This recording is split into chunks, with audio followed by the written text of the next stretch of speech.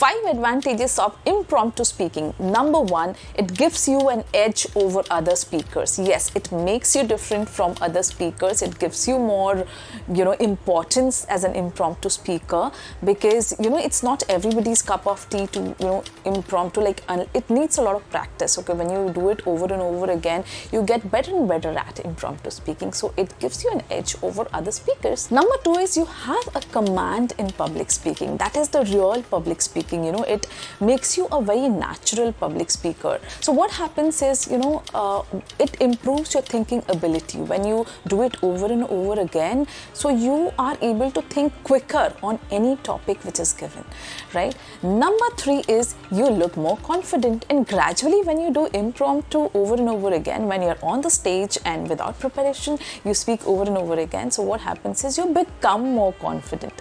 Number 4 is that you win the trust of your audience. Yes, your audience trusts you because you sound more natural.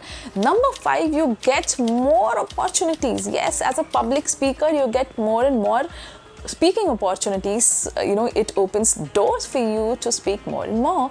That's all for today, and see you in the next video.